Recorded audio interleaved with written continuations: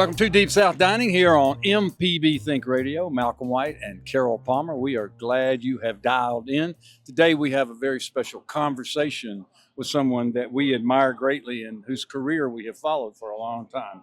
Chef Alon Shaya from New Orleans. Welcome to Sipp Thank you. Savor in Meridian. Thank you, guys. Thanks for having me. Well, you're so welcome, and I know they are thrilled to have you here. I am so thrilled to be here. You know, I've made my way through Meridian a few times over the years, and when I got the opportunity to come and do this festival, it was a quick yes for me because I just always felt like every time I travel through Mississippi and meet the people here and get to experience new experiences here, I always leave feeling so fulfilled and feeling so much richer. And this is already proving to be And the just Southern cuisine, your cuisine is so eclectic, and our Southern cuisine is such a big part of what you do. When we were walking in here, we were talking, Meridian was one of the strongest Jewish communities in Mississippi back in the day. Yeah. And that's such a big part of your identity. And I wondered if you had connected, if you knew that or had connected with that heritage here. I would say that I don't know much about the Jewish history here, though I do know that, us Jews have been nomadic people for a very long time. And why not Meridian? and we've, made our way through all kinds of small little towns and cities and it's really special to know that a place like Meridian has welcomed, people from the outside, from other cultures over the years, and I think that's just such an important part of my identity in the way that I think about hospitality, the way that I think about serving people and making people feel comfortable and providing people with something that sustains them. And I think that that's just another example of like what makes Meridian such a special place. Well, tell us what you've brought us to eat here. I'm always excited to dive in. Yeah, of course. So I brought you guys some hummus with a spiced lamb ragu and some grilled sourdough challah. Okay. And so I think that's definitely one of the better bites that you should try. Okay. All right. The hummus is super creamy, and the lamb ragu is really rich in spice. And then I brought you some lutenitsa. And this is a Bulgarian pepper and eggplant spread. My grandmother, my Savta, is from Bulgaria. And this is really the recipe that I think made me fall in love with food and cooking from a very young age. This is the roasted eggplants and the peppers. It is. That's aroma. right. The recipe is in the book. It's the first recipe in the Shaya cookbook.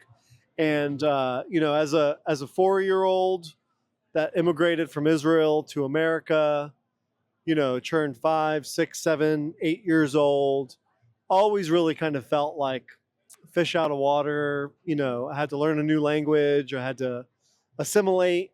I had to, become part of a culture that I knew nothing or had any experience with. And I remember coming home from school one day at a very young age, I think I was 7 years old. I opened the front door to my house and I smelled peppers and eggplants grilling from the kitchen. And I knew at that moment that my Saba and my Savta, my grandparents, my grandfather and my grandmother, were visiting us. They were going to take us out for Chinese food. They were going to have Toblerone chocolates in their suitcase for me. We were going to get lots of ice cream. They were going to help my mom. Something was going to happen that was going to improve our lives. My mom and my dad split up about a year after we immigrated. So my Saba and Savta would come out and they would help support my mom. And my grandmother would cook. And I just, from that young age, I really began kind of connecting that smell, the flavors of the foods that I remembered from when I was 1, 2, 3, 4 years old. It just felt like home, and it felt like all of a sudden things were going to be a little bit normal again. And this recipe really was the base of that feeling for me, and that aroma of the peppers and eggplants cooking kind of changed my life from a very young age. Well, that you've honored your Saba and Safta by naming your restaurants. Yeah, Saba and Safta. That's very moving. yeah, And shows the profound impact they had on your life. huge impact. And I was ripe for impact. You know, I was a kid who didn't have, you know, my mom worked 2 jobs. My dad wasn't really around much after my parents divorced, in a brand new country. And I needed a taste of home, you know. I needed something to feel like I was being regrounded in life. And they really did that for me, and it stayed with me. Now, early in your life, you got into a technical school that sort of turns you toward cooking and the kitchen. Do I have that right? Well, I before the technical school, which was the Central Montco VOTEC program, I started in home economics. And Donna Barnett, who was my home ec teacher from, you know, freshman year of high school. And you're in Philadelphia now, right? Yeah, outside of Philly. Okay. You know, I knew I loved food and I loved cooking, but I also like didn't want to be sitting in math or English or whatever, and I wanted to be around knives and you know, fire. And so I joined the home ec class, and Donna became like a mother to me, and really over the 4 years that I was in her class throughout high school, changed my life. She saved me from really kind of rebelling. uh, I was getting arrested. I was breaking many, many laws. I was kind of really about to get kicked out of school. And so she set up a little deal with my other teachers that whenever they kicked me out of their classrooms, instead of just sending me home, they would send me to her class, and she would have me peel onions. She'd have me help her prep for her next home You ec sort of class. had a category of if you got into this trouble, you did this task. If you got into this trouble, Well, you it did was this either task. being suspended or it was Or chopping vegetables. or chopping vegetables. And it got to a point where I started getting in trouble on purpose so that I could go hang out with Donna and slice and dice. But, you know, that is just such a great story of how one person can It's so transform true. your life. And I know that she has been in your life for She's a still long in my time, life. and that I think you and she have a foundation together. We do. Or The projects together. Shia Barnett Foundation. So now we work together to help make a difference in someone's life the way that she made in my life. And you know, I see her several times a year, and she's part of my family. You know, she's just like a parent to me, and she's just one of those special people who, at you know, became a teacher to help people. She became a teacher to improve the lives of her students, and she absolutely did that for me. But she also did it for a lot of other people as well. So what does she think when she comes to New Orleans to your restaurants? Well, I mean, you know, I think she's very proud, and she still keeps me in check, you know, and she still kind of like, you know, slams the rolling pin down on the counter if she sees me heading in the wrong direction. But it's just been, you know, very rewarding and fulfilling for me to be able to kind of reciprocate the attention and the guidance and the love that she gave to me when I needed it most. And now I can kind of almost do that for her when she's retired. And you know, we can host fundraisers together, and we can go out and make a difference in people's lives. And that's just, you know, at the end of the day, that's what I want to tell my kids about one day. It's what I want to pass along. I feel like it ends up being more important than just making people's dinner. You know, Well, you talk a lot about food bringing people together. So what does community look like in your restaurants? Well, community in our restaurants is really, it's complex. It's people that are celebrating, it's people that are mourning, it's people that are coming in for events that we're holding. It's us bringing in students from different culinary programs throughout New Orleans or even further, from all over Louisiana. It's us teaching our cooks and our servers. It's really us kind of really focusing on upholding the values of our company of mutual respect and positivity um, and creating a safe and comfortable work environment for our team members. Community is all of that. Community kind of reaches its arms into every aisle that it can find, and we And you've been such a part of the New Orleans community and have been so honored by that community. I believe you and your wife have received awards from Tulane and yeah. Well, we care about our community. I think Hurricane Katrina, living through that experience in New Orleans, kind of really opened up my eyes to being part of a greater good, to understanding that impact can happen just outside of the four walls that you run your business in, but that it can happen on a much wider scale, and that is hospitality. Like when I was stealing cars and when I was selling drugs, I was getting into all this trouble as a teenager. The only time I would ever find gratitude from people was when I cooked for them. That was my chance to receive a smile from somebody, and so I feel like I kind of carried that feeling and that experience into trying to do things for the people around me, whether it's in my restaurant or in New Orleans or anywhere that I am, that I always have wanted to kind of get that smile. I've always wanted to kind of get somebody to look at me and say, hey, you're not so bad, and cooking has been my way to do that. Well, you spoke about Katrina earlier, and in your book, you tell the story about preparing food for the people who had come to New Orleans to help restore and clean up uh, Willie Mae's Scotch House. And in that group, unbeknownst to you, was this lady. So right amazing. here. yeah. Incredible. I remember it like it was yesterday. John Currance, Yes. John T, Pablo.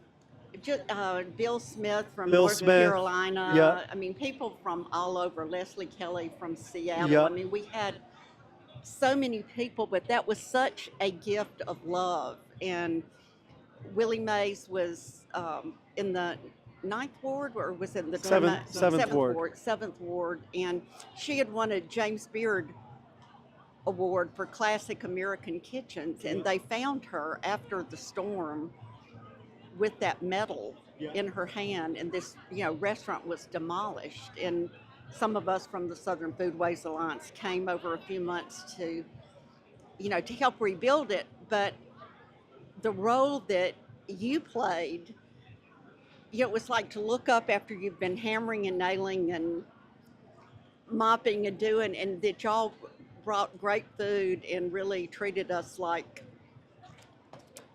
we were guests in a restaurant and not this raggedy bunch of people. Well, I thought to I didn't.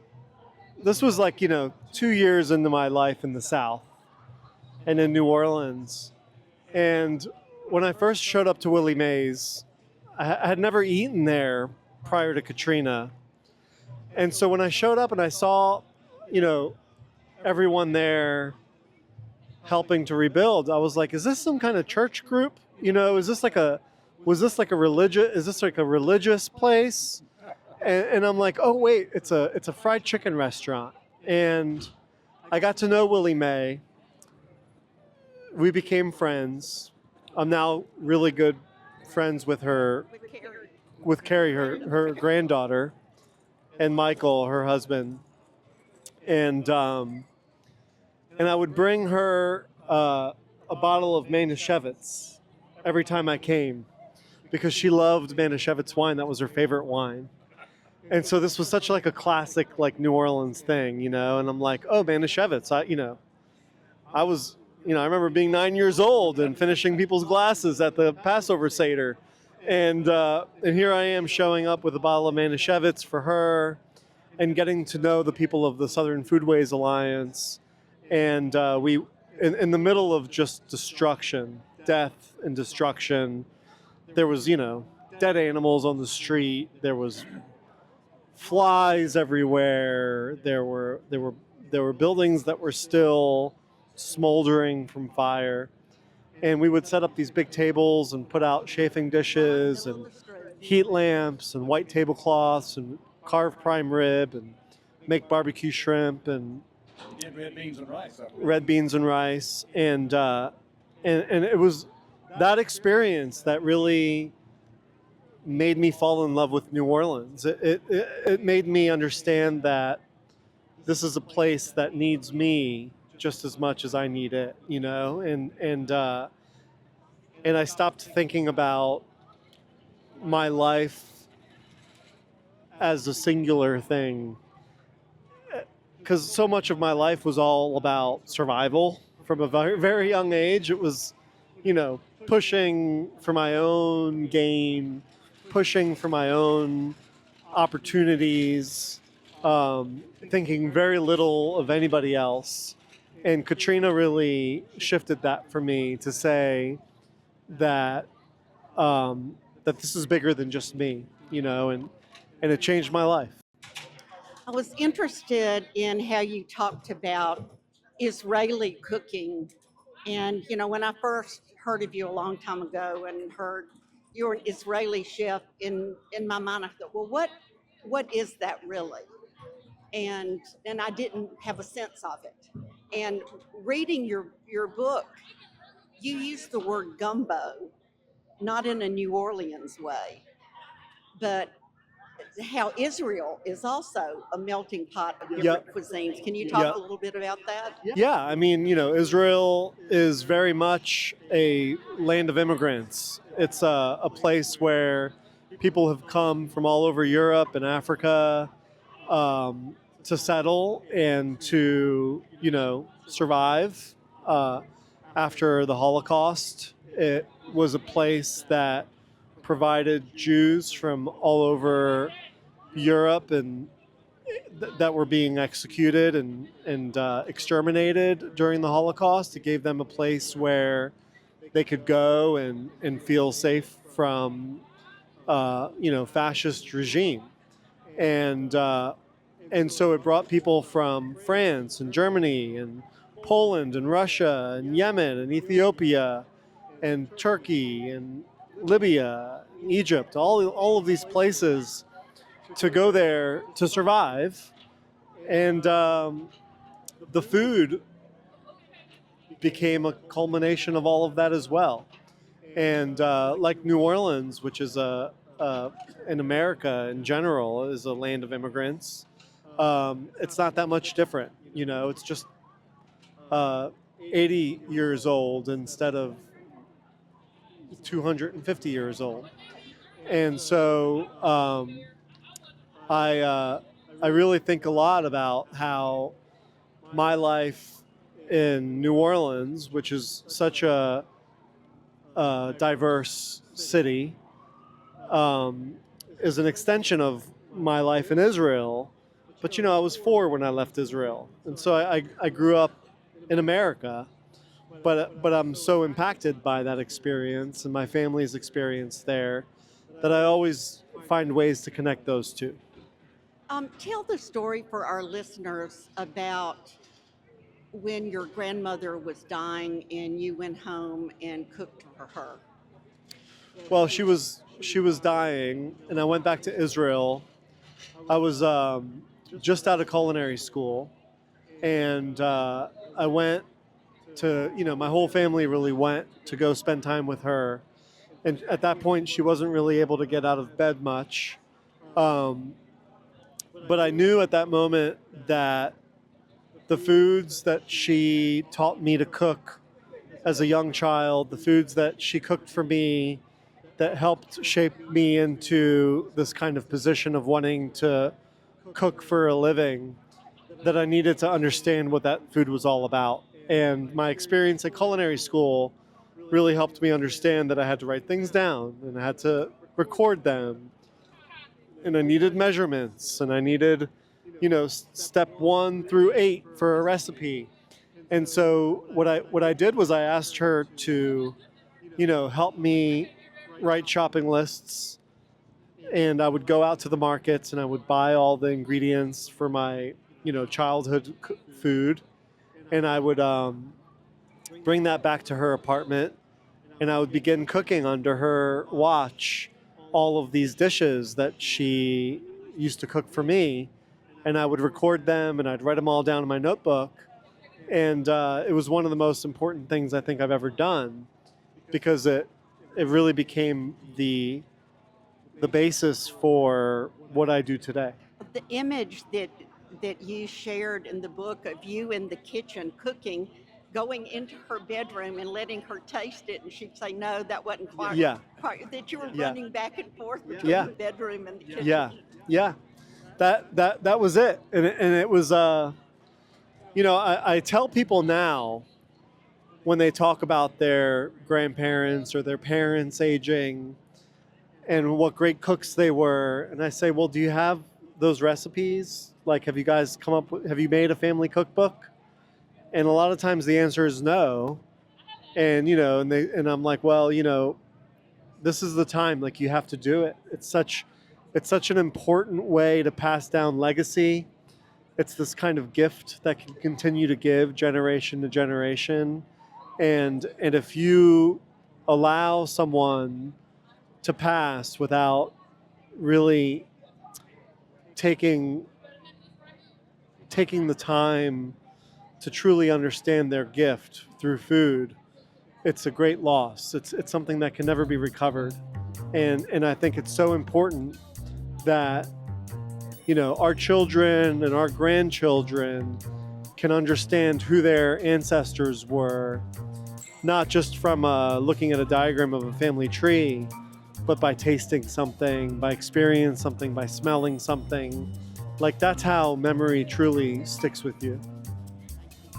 Chef Alon Shaya, thank you so much for your time, and welcome to Mississippi. Welcome to Meridian. Continue great success, and we're fascinated by your story, and we're grateful that you came to be with us today to share it. Thank you so much. Look there's nothing left. Yes. Well, that was one of the dishes It is. that I went back and forth on.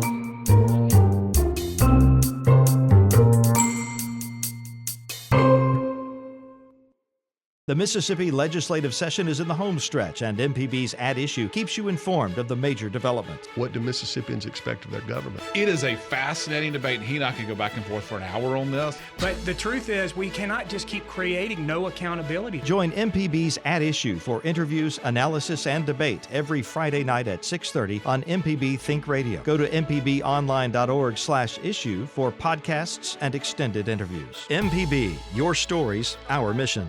All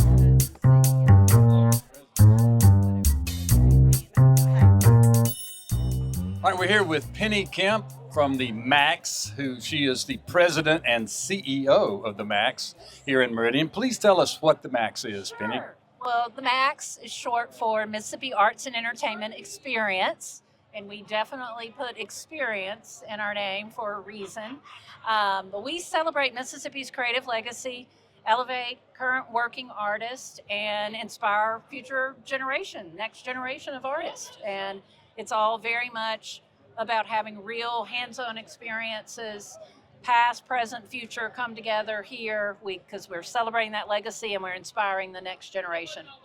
Today, the event is entitled Sipp Savor. It is would you call it a wine and food single day festival? I would Not wine, a maybe. food and drink festival. So Okay. we have A craft culinary distillers. Yes, exactly. A culinary experience, which is so much a part of Mississippi arts and culture, right? Is our culinary traditions. You guys know that better than anybody. Well, it's impressive. And I was impressed before I got here because I talked to a couple of the chefs who were coming and they said it was their favorite event of this type, and which surprised me because they get invited to so many things, so many places. So that speaks well of the hospitality that they feel here. I think it's a combination of Meridian's hospitality and what's going on in downtown Meridian is truly special. The arts really are the catalyst for the revitalization. It started with the MSU Riley Center and the historic Grand Opera House Theater. And then now the Max, the Children's Museum. We have 4 other museums downtown. It's just a very fun, walkable downtown that is full of arts and culture. And then the other thing is we allow the chefs to come in and do whatever they want. And we believe in that with all artists. Y'all probably heard Elizabeth talk about that. We want artists to come into our space and do what they do and be creative. And we don't try and put guardrails on that. And so I think that's what they appreciate a lot about coming here. And it's a little bit of a reunion for them as well. Yeah, yeah. So this is year 5? 6. 6, okay. And so how has it grown, or are you in a place that you don't feel like growth is the point? No, it has grown every year, and every year we've tried to do something a little bit different, make things, improve on things, learn things, etc. And so this year, for instance, we incorporated the alley. So we've got some new public art that was just completed and installed this past week. Cecilia Mosley, an artist who is a sculptor, she was here with an exhibit last year, and she actually designed some panels. The downtown Meridian Main Street commissioned her to do some panels in the alleyway, and there's a big new mural up, and so we've created a lounge there for the premium pass holders. We also have our headlining chef, Chef You got Shia. a good one. Yeah, right. He amazing. So he's got a book out, and so we're doing a book talk with him and a signing. People can purchase the book and hear from him while they're here. So, we try and add different components to keep it fresh and interesting. This year, all of the musicians are Mississippi musicians from start to finish. But it's around a 3,000 person event. Yeah, I was wondering, just looking at the crowd and from where we're sitting now, we can see the crowds lined up in the streets to come in. This and is it the looks, second wave, right? Yeah, That's it right. looks That's like right. Everybody in Meridian is here, and what a diverse crowd in every way. Well, I was just talking to some high school old buddies that graduated from high school from here, and they were talking about how this is like the signature event for Meridian. But it also attracts people from all over. I mean, we get a big draw, obviously, from Alabama, but also from Tennessee, Louisiana. Last year we had folks coming from over 10, 15 states. So people have heard about it, and people come from all over the state and surrounding area. One of the components that I'm most fascinated about, and actually we were speaking to Chef Shia about his life and his growing up, and he was involved in trade school, and he did a lot of community service. You use all of these culinary students from the surrounding area to assist the chefs with their presentations? There are 10 community colleges that have culinary arts programs, and those students, as well as the students from the University of Mississippi's culinary arts program. So there are over 80 students here that are getting to get real hands-on experience at a legit food and drink festival, right? And with some really talented chefs, and every year they get placed.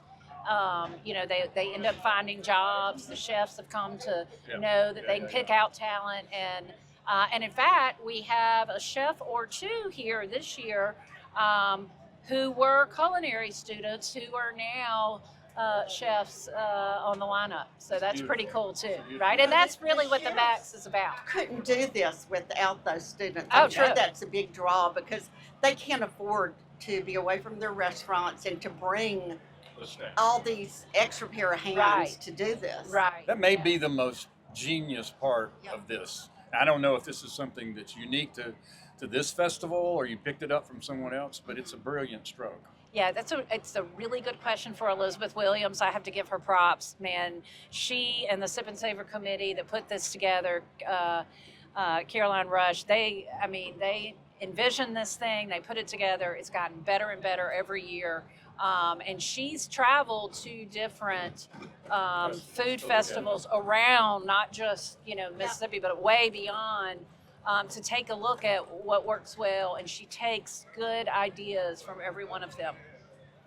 Now, this is just one of, I don't know how many events you do in a year to support the mission of the Max, to serve the community. How many events would you say that y'all do, Penny? I just looked at this. It was over 400 events when you count tour groups, rental events, as well as performances, talks, like things that you've done here. It was over 400 events that we had going on in this building. Corporate companies come have events here. They have meetings here. We partner with the MSU Riley Center, so groups will come meet here at the Riley Center, have their 2 or 3 day conference, and have a reception or award ceremony or other aspects of their conference in our facility. In addition to, we're constantly presenting artists.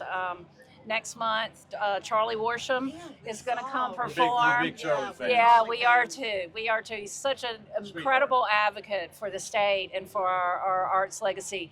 He's going to be here with the Parchment Prison Band performing. We've got John Jennings, who is a graphic novelist who grew up in Flora, was born in Flora, Mississippi, started the graphic design department at Jackson State, but went on to become, a rock star of comics. He's got a Marvel Silver Surfer comic that he's known for. It's got work featured at the Met. Has been featured on CBS Sunday Morning. Is in multiple Marvel documentaries. He is a rock star of comics. He's going to be doing an exhibit here starting in June through the spring of next year, and you can learn all about comics and Afrofuturism and really groundbreaking work that he's doing. Now, you also have the Hall of Fame component that's part of your mission, and can you tell our listeners a little bit about that? Yeah, so it's a state-sanctioned Hall of Fame, Mississippi Arts and Entertainment Hall of Fame. We recognize all genres, all art forms. Currently, there are 38 members in the Hall of Fame. There's a panel of electors who are experts in their field, who help select and vote on the incoming class along with the public vote. So right now, through the end of April, the public has an opportunity to cast a vote on the next 5 inductees into the Hall of Fame. Do 5 every 2 years, every other year. And we hold a big ceremony at the MSU Riley Center in the Grand Opera House Theater. The artists come, their families come, others recognize them with the ceremony, and then have a big party at the Max afterwards. Have you ever inducted anyone in the culinary field? We have not yet. Okay, No, that'll give we us have something not. to work towards. That's right. Yes, Malcolm, we'll have to work on that. Cat Cora, there's many. That's right. I don't want to start Do you naming do names. posthumous? Cat Cora does have a star here, and she was the first chef for Sipp Savor, and she has a star so on she our has Walk a- of Fame. okay. Yeah, she's not in the Hall of Fame, but she has a star on the Walk of Fame. Oh, okay. Malcolm, I've got an idea. Okay. They do posthumous awards. How about Craig Claiborne? Yes. Yes, and Craig example. Claiborne is represented upstairs in our museums. Could be a project, Mel. Yeah, yeah. Well, what's anything new for next year? Or you're knee deep in this year and you'll think about that later? Or do you walk around like I do and go, I see that, I want I know what I'm going to do next year. Right. I'm going to move this to here and that to here and Right. change that. Well, we're constantly working on a pipeline, right, of what's Right. coming next. But right now, what we're most excited about is the John Jennings exhibit. Again, it'll open June 19th, 20th weekend, and we'll be here through the spring. There will be a whole lot of different components to that will include comic workshops and other talks. He'll be here multiple times. We'll take him into the schools. He'll work with kids. We've already done a tour with him when he went up to the Delta and did some work with Griot Center, et cetera. So it's always something happening here for sure. Well, thanks for inviting us. It's year 2 for me, year 1 for Carol. Java, year 2. We're very happy to be a part of. We think it fits well with what we do. So we hope that we can come back year after year after year. Thanks for joining us. Thank you. The daughter of the former mayor of Meridian, Penny Kemp, the president and CEO of the Max. Thank you, guys.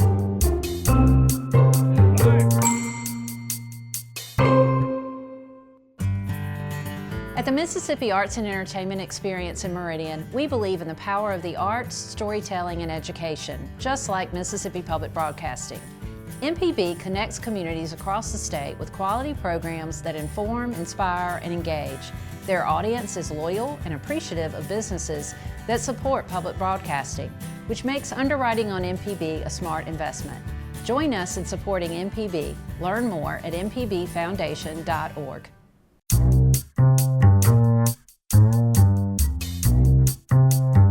I'm Carol, and what is your name? My name is Loma Zylin with Loma Kase.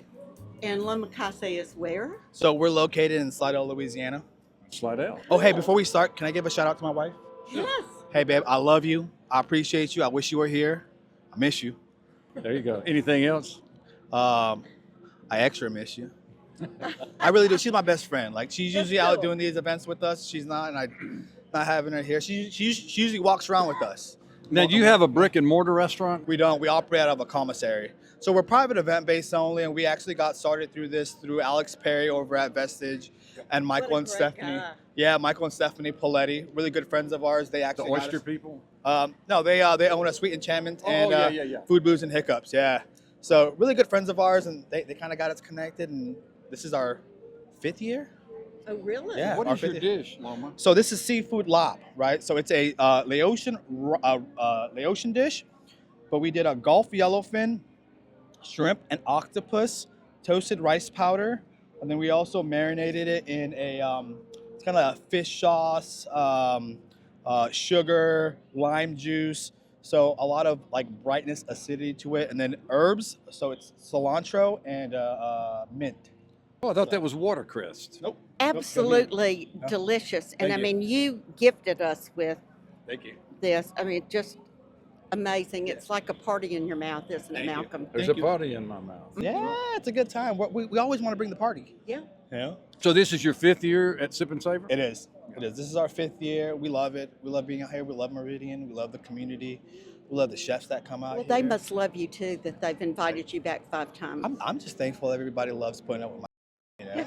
Like I'm truly thankful. Like I just, I don't know why you guys do it, but you guys seem to love us, and I'm Yeah. just like, dang, I appreciate it. I'm noticing that your herbs, I mean, these are little micro Yes, ma'am. herbs.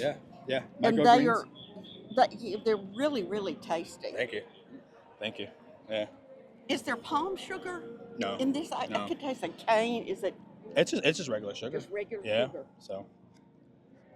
Beautiful thing. Yeah. So what did you have last year? I'm trying to remember. You brought So us we some. had seafood curry. And so we're right. predominantly, so when we do our private event catering, we do sushi.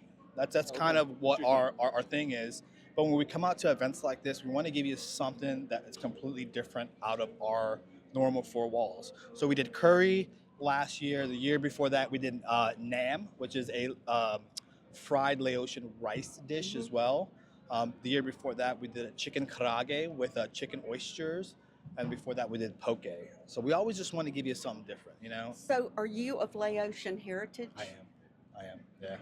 Yes, ma'am. And Yeah. tell us about your journey. So I'm originally from San Diego. I lived in like 23 different states. Met my wife in Metairie. Well, not Metairie. My wife is from Metairie. I met her in Slidell, Louisiana. I was living in Houston at the time. And so one thing led to another. I packed up my bags and And how long have you been in Slidell? 8 years. Okay. 8 years. So it's been a good bit. Yeah, and do you find that you can get all the ingredients that you need in Oh, yeah. Slidell and New Orleans area? Oh yeah, I love. So the big thing for us is we try to do our best to source as local as much as possible. So Gulf yellowfin, sheep's head is one of my favorite. Louisiana lump, Gulf white, white shrimp. So we do our best to source local and then source local through local farmers. The big thing for us, we want to pay homage to the fisherman and the farmer, right? So our big thing is we want to know where it comes from, because the big thing is we want to know how we're serving it. The big thing is serving with intentions. That's our big thing, right? So we want to serve with intentions. We want to give a reason and a purpose of what we're serving and where we're serving from. So, All right. Well, you're doing a great job, and Thank you. it's absolutely Thank you. delicious. Thank you so much. Thank you. Appreciate you guys.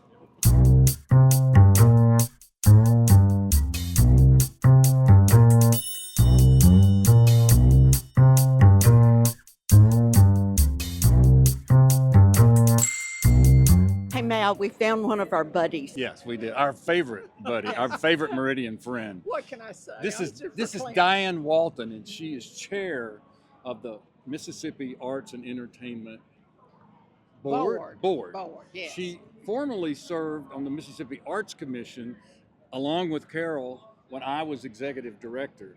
And she was chair for a while, and Carol was chair for a while. So we go way, way back. And we're so glad to be in your town at your festival. Oh, I'm so happy to have y'all here. It just makes us feel like we have arrived to have the two of y'all here to talk to us about food. Oh, we know shucks. about food, but Shucks. y'all can tell everybody else. Yep. So what does this event do for the museum? Oh my goodness, it is a huge fundraiser. But aside from that, it introduces people to, and we don't call it a museum, it is an arts and cultural experience. Okay, Named, going way back, named for the music experience in Seattle, Washington that Paul Allen started. That's where we came up with this notion of an experience as opposed to a museum. Going back to the earliest of days. I had no idea. But either way. You learn things here Every day. from us. Every day you do, you learn about Mississippi's artists. My gosh, we have riches going everywhere. We have people who can do everything. They can cook, we know that, but they can also paint, draw, write, sing, compose, take photographs. We just have, Mississippi has unbelievable wealth of talent in this small state. I remember the first year that y'all did this. I mean, there was a lot of trepidation. People didn't know really how this thing was going to go over. So obviously, after 5 years, it must be super successful. People understand what's happening, and it's wonderful to see people from all over come. The hotels are full.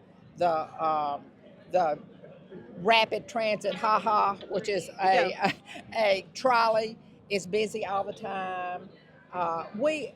We are so proud to show ourselves off, and we're so thankful that we've done a good enough job in the beginning to let people know that this is high stuff. This is high tone stuff. Yeah, and several of our chef friends and people we've met say this is their favorite food event. And chefs are invited to do many, many food events, and there's something about this. I mean, y'all make some magic here, and the chefs love it, and that's important because they'll come back. We just talked to one that's here for the 5th time. I'm so proud. I mean, that just kind of makes me puff up a little bit. Yeah. That they like our little downtown area, and the city fathers and the police are so forgiving and accepting of this raucous time. Not raucous, I hate to say that. That's not right. Festive. Very It's festive time. a festival. Festive time. Yes, it's a festival in the best kind of way. And I'm so glad to give these chefs a time to shine. Yep. I bet they get a little tourism of their own from what they have, what people have learned here. No doubt. Well, now this isn't your first time to be on Deep South Dining. Going That's way right. back, I came to the Neshoba County Fair That's right. one year, many years ago, with my little handheld tape recorder. I believe it was. And I very recorded small. an interview with you, and you were telling me what you were preparing for your family and friends at the fair. That's right. And I was particularly focused on your squash casserole. Yeah. Well, And I had to Yes. follow up to try to figure out. Now, tell me about that squash casserole. Yes, again. because I told you it was in the Neshoba County Fair published cookbook. Right. But I didn't tell you that the official name of that was Company Squash. And that makes a difference because there are lots of squash casseroles. You know, that was, I sold cookbooks for, I had the Everyday Gourmet. Yeah. I sold cookbooks for 30-something years, and that was a favorite. Carolyn Dearman used to have to bring them in cases. Well, We would, sell so many. I mean, they have good old country cooking. And what's more, they have good old country cooking to feed a herd. Yep. I mean, lots and lots of folks at one sitting. Are there dishes that you can recall that are sort of associated with Meridian or East Mississippi, or like Comeback in Jackson? Some areas barbecue, some areas seafood. All right, we have Weidman's restaurant here, and they The have oldest restaurant it is continuously operating in It the state, is I believe. indeed. Yes, it is. 1870, Malcolm. 1870. 1870 room, yes. They have black bottom pie and lemon almond pie. They have shrimp remoulade that is delicious, that is known. I love also eating at Harvest Grill, and they have a wonderful dessert. They have their bread pudding. It's different. It's little individual squares. There are 4 of them with ice cream in the middle. Oh my gosh, my mouth is watering just thinking about it.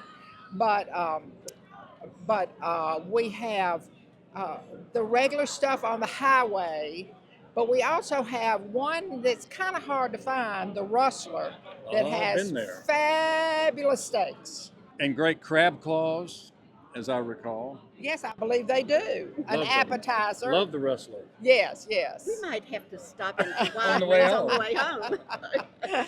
And the peanut butter at Weidman's on the table in yes, the crock. Yes, and I have a crock sitting on a shelf in my home. I used to live as a child next door to Henry and Dorothy Weidman, the founders of Weidman's Restaurant, and they would bring us wonderful gifts, and one of them was a crock. And you I would, was- how long would it last? It didn't have any peanut butter in it. It Oh, was just the crock. Just the crock, just the crockery, the And pottery. that original was made in Louisville, Mississippi. Oh, I Is didn't that know right? that. Yes. And I think now they're actually made here, but for years they were made by a potter in Louisville. Well, you can find them in some antique stores, some The older secondhand. ones. Yes, The older new ones. variety was made by Miss Giannakis, Chris's wife. Oh right? yes, yes. Am I right about that? I don't know that for a fact, but it could very well be. And they do still service that with just a tad of peanut butter instead of being the whole crock full of peanut butter. Because The health of department. sanitation regulations. Yes. No more can you do the big dip in the big jar of peanut butter. Well, I was telling Carol, a lot of places used to put crackers and comeback sauce on the table, but here you get crackers and peanut butter. Yes, indeed. Yes. I went to school in Jackson. I know the comeback and saltines. That's right. It couldn't just be any cracker. Yeah. Well, thanks so much, and continued great success here at the Max and at Sipp Savor. Thank You you guys so are doing a much. great job. We are so proud of the art in Mississippi, and we want everybody to come see. If they don't come to Sipp Savor, come see the Max. In the Queen City, the home of Jimmy Rogers. Yes. Right here Yes, in sir. Meridian. Yes, sir. And the Jimmy Rogers Festival is coming up, so let's not. Are you forget chairman that. of that as well? Oh, no, I'm not. This has my heart for the time being, and this Okay. is where I am. You're tied up with this.